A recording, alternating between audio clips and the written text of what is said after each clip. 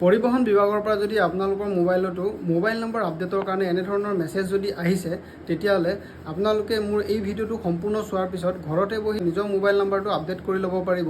পোনপ্ৰথমতে আপোনালোকৰ মেছেজত থকা যিটো পৰিবহণ.gov.in লিংক আছে এই লিংকত যাব লাগিব।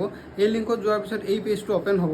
লিংকটো অপেন কৰাৰ পিছত আপোনালোকৰ এই পেজটো অপেন হ'ব, য'ত ওপৰত লিখা থাকিব আপডেট ইয়ৰ মোবাইল নম্বৰ, আৰু অলপ তলৰ ফালে আপোনালোকে যদি আহে তেতিয়াহ'লে দেখিবলৈ পাব দুটা QR কোড আছে। এটা তলত লিখা আছে বাহন আৰু এটা লিখা আছে সাৰথি। আপোনালোকে QR কোড স্কেন কৰিও পৰ্টেলত সোমাব পাৰিব, অথবা তলৰ যিটো লিংক আছে এইটো লিংকতো আপোনালোকে গৈ আপোনালোকৰ মোবাইল নম্বৰ আপডেট কৰিব পাৰিব। আৰু বাহনটো হৈছে আপোনালোকৰ গাড়ী, বাইক, স্কুটিৰ লগত আপোনালোকৰ মোবাইল নম্বৰ আপডেট কৰাটো, আৰু সাৰথি হৈছে আপোনাৰ ড্ৰাইভিং লাইচেঞ্চত মোবাইল নম্বৰটো আপডেট কৰাটো।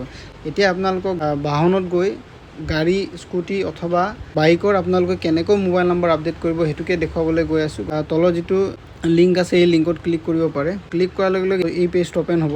অপেন হোৱাৰ লগে লগে আপোনালোকে য'ত ভেহিকেল ৰেজিষ্ট্ৰেশ্যন নাম্বাৰ আছে তাত গাড়ীৰ নাম্বাৰ দিব, চেচিছ নাম্বাৰ দিব, ইঞ্জিন নাম্বাৰ দিব, ৰেজিষ্ট্ৰেশ্যন ডেট আপোনাৰ গাড়ীখনৰ ৰেজিষ্ট্ৰেশ্যন কেতিয়া হৈছিলে সেইটো দিব, আৰু তলত যিটো ৰেজিষ্ট্ৰেশ্যন ফিটনেছ ভেলিড আপটো লিখা আছে তাত আপোনালোকে ৰেজিষ্ট্ৰেশ্যন কিমান চনলৈকে আছে অথবা আপোনাৰ গাড়ীখনৰ ফিটনেছ কিমান চনলৈকে আছে বা কিমান তাৰিখলৈকে আছে এইখিনি আপোনালোকে এণ্টাৰ কৰি তলত ভেলিডেট লিখা আছে, ভেলিডেটত ক্লিক কৰিব।